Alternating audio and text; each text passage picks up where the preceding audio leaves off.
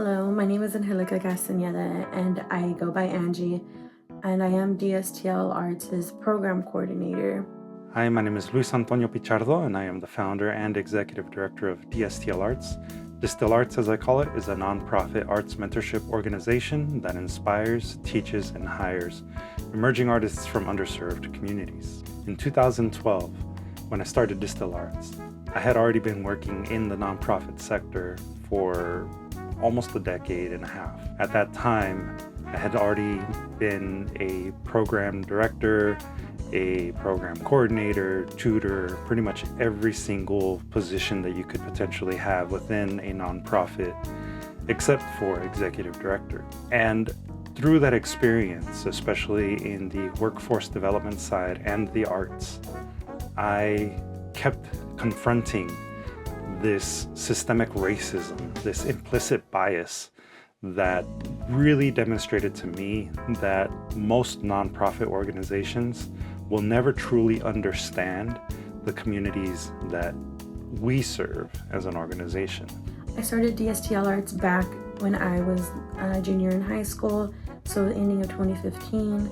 I was a mentee and volunteer. While I was a mentee, I would join all the after-school programs. I would help lead some of the workshops, and then I was also one of the first cohort to help launch our zine, which is now Art Blog. After that, I had gotten promoted to DSTL Arts' program coordinator, which is a position I hold now, and I'm so proud of it. It was one of the first real positions I've ever had when it came to more of like a leadership role. With this position, I do a lot more of the mentorship, and I'm really heavily involved with our development program, which also reflects a lot of our mission statement, which is to hire, inspire, and basically help the students or mentees or anybody who seeks our mentorship become more of like full-time artists. Our organization primarily serves the neighborhoods of South Central and East LA. We have people coming from large areas of the city as well as the county, including as far down as Long Beach, as far north as the San Fernando Valley. That said, our organization has mostly done work within the neighborhoods of Boyle Heights and South Central, mostly within Council District number 14 and also in Council District number 9. And working in those particular council districts has also allowed us the opportunity to work with other organizations and mostly libraries within those communities to provide different types of workshops, mostly literary arts workshops. The different clients that seek our program are people from the Hispanic community, those who are bilingual, those who are from the LGBT plus community, those who are more on their elderly side, basically people who look for second chances and all of that stuff. If I had to describe our average client, the average program participant in our programs, I would probably describe them as a person that is coming back to the arts after essentially having their dreams deferred. Most of them, given the demographic composition of our communities that we serve, I would say are Latinx, many of whom are also first generation working class. Most of them are considered low income according to LA County affordable housing standards, and their age would probably range between mid-30s up to our most elder participants who are in their 70s and some now approaching their 80s. Our participants have demonstrated that they really appreciate our programming structure and the approaches that we take to mentorship in particular, resulting in many of them participating not only for weeks, but years. Their tenure usually ranges depending on who it is.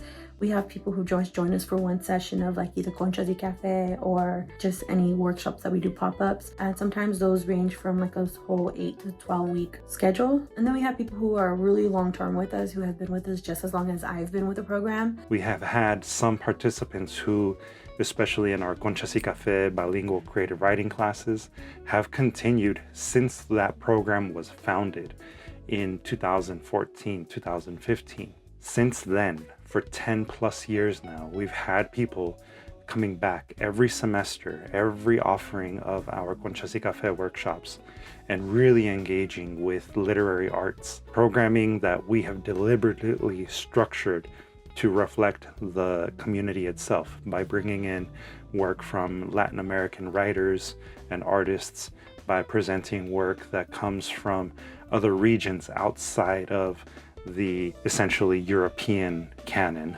of literature and art. The diversity of our program participants extends not only within the age ranges of, on the young side, the early 20s up to, on the older side, their 80s, but it also includes a large number of people who identify as LGBTQ and a significant number who identify as refugees or immigrants, and more importantly, people who are bilingual or what some people might refer to as linguistically isolated. Our programs are always offered as bilingual programs that encourage people to use whatever language they feel most comfortable communicating in. Our community in particular is nearly a third, as at least the US Census puts it, people who do not speak very well in English. The fact that their home language of a third of our participants is not English really just demonstrates that it's important that we continue to provide programming that really encourages people to engage in the arts in the languages that they feel most comfortable communicating in, ultimately. Over the course of our existence, we have participated in different types of community gatherings, different types of boards. I myself have sat on different membership boards, including the Emerging Arts Leaders of LA, and that allowed us to, as an organization, connect with other organizations within the LA area. But our most long-standing partnership has been with the LA Public Library. There's a handful of branches specifically that we have continued to partner with during our entire existence over the past 13 plus years now. That includes the Vernon Branch Library within the heart of CD9. It extends to the Junipero Serra Branch Library, also in CD9. And now we are beginning to provide programming at the Washington Irving Branch, going as far north as the Northridge Branch Library. And we've had multiple occasions where we've worked with the Benjamin Franklin Branch Library in Boyle Heights. Our organization is also working often with the Adult Literacy Services arm of the LA Public Library, and that particular sub-department within the LA Public Library Department in the city of LA has really helped us to continue living up to our mission to inspire, teach, and in some cases even hire as interns, people who often are forgotten, who are often overlooked because of maybe a lack of access to literacy tools, a lack of access to programming that really reflects who they are. And that's part of the reason why our partnerships are as deliberate as they are. Since DSTL Arts started offering programming to our community, we have really worked hard to develop a thematic approach to our annual publications. Those publications include our Conchas y Café zine, which is the culmination of our bilingual creative writing classes. We also have Art Block Zine, which is more of a LA-based social justice-focused publication that has, again, annual themes that we explore. And we also have Artistic Zine, which is a publication that is thematic, but specifically focused on celebrating the artwork and experiences of autistic artists from across the country. With regard to the themes that we explore every year in our different anthology-based publications, we really do try to focus on social justice themes that represent our community. In the several years since the pandemic began affecting our community, we've also begun shifting a lot of those social justice themes to represent things that are hyper-localized, things that really focus on the local impact of historic injustices that have happened within the neighborhoods of Boyle Heights, South LA, and other regions of the city. The topics include things like redlining, the discriminatory real estate practice that has really left an indelible mark on the structure of our communities, including the transit systems. The transit systems themselves have been a topic of our publications in the past, the development of them, the reasons why freeways run through so many neighborhoods that were principally neighborhoods of color in the 50s, 60s, 70s, and through to today. And we've also explored themes related to affordability and even things like no fake news, and trying to really help people understand how to identify news that is misleading, news that is considered to be yellow journalism, news that is going to misrepresent the facts about who they are as individuals. And that has not changed in the entire existence of DSTL Arts. We really do try to celebrate the contributions of our community to the cultural tapestry that is Los Angeles. And the most recent theme that we explored was titled simply LA Time Capsule, which was our attempt at exploring the long-lasting impact of immigrant communities on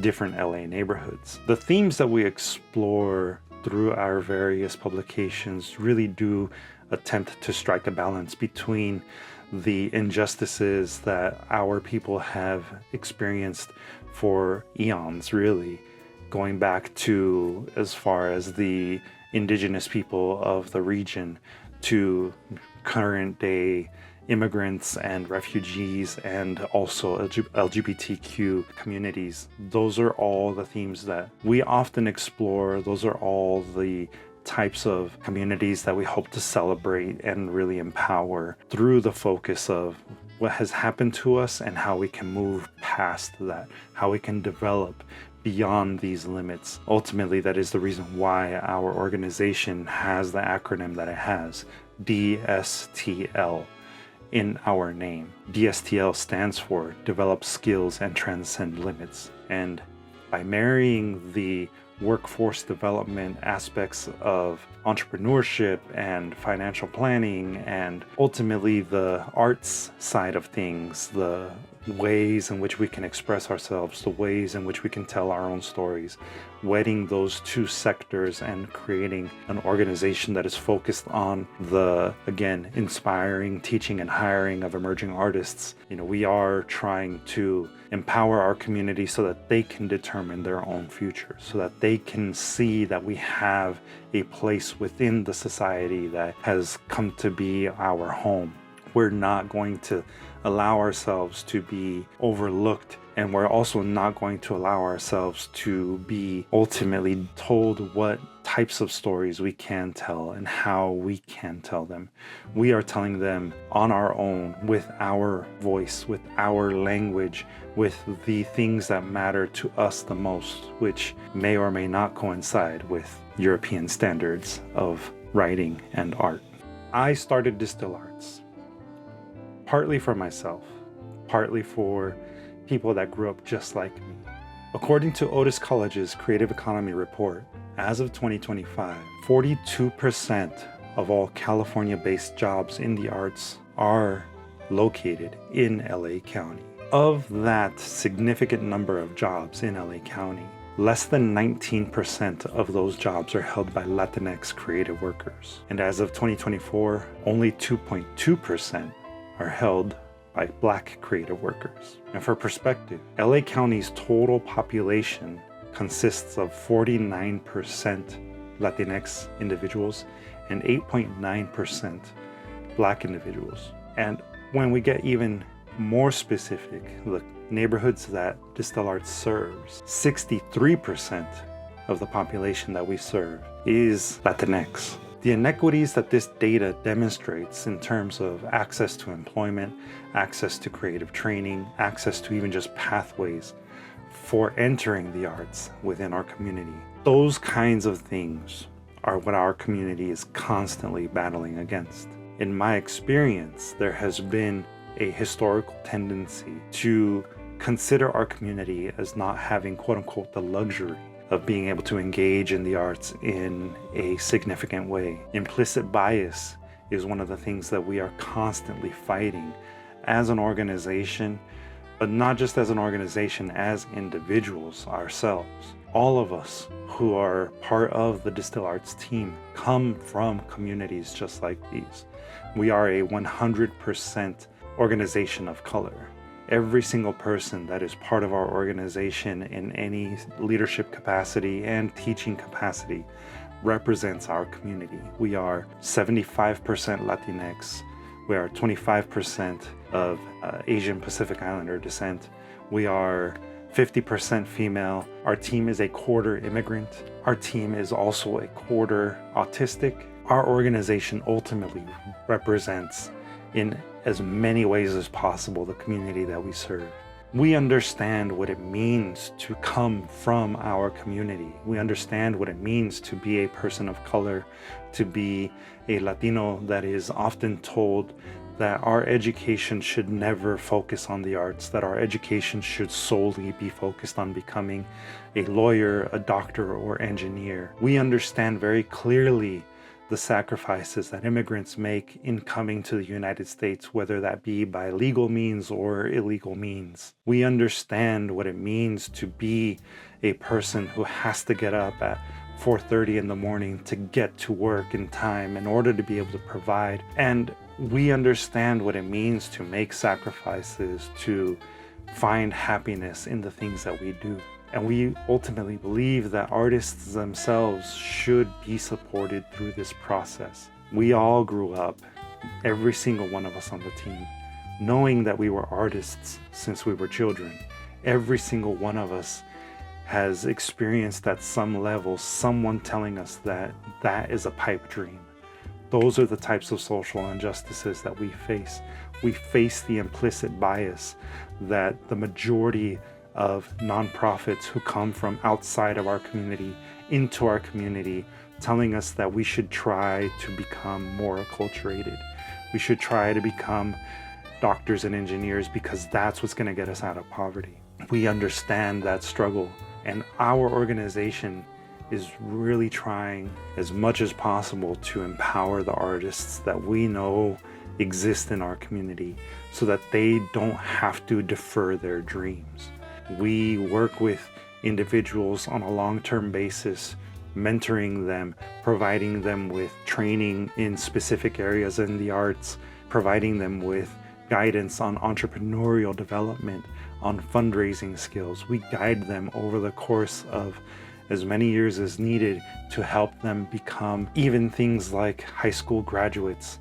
Whether it's myself as the executive director, the founder of DSTL Arts, working and mentoring all of the individuals that I have over the past many years that DSTL Arts has been in operation, or Angelica Castañeda, Angie, now being a mentor herself and also guiding emerging poets, emerging writers. We ultimately work as a team to give artists a platform, to give artists an opportunity for learning, and giving them an opportunity to empower themselves in the forms that they feel are relevant to them. Our organization is truly rooted in our mission to inspire, teach, and hire emerging artists from underserved communities. And that particular mission will never change. That specific aspect of who we are will never go away, no matter the challenges, no matter the struggles that we face as people of color, as an organization that supports immigrants, LGBTQ community members, as an organization that really tries to support the most historically marginalized. We will never back down from our mission to inspire, teach, and hire. We appreciate your support. You can support DSTL Arts in the way that feels correct for you, in the way that is within your means, by visiting our website at dstlarts.org/donate. Again, that's dstilarts.org/donate, where you can learn of different ways in which you can support our organization. Thank you for your time and consideration, and support your local artists.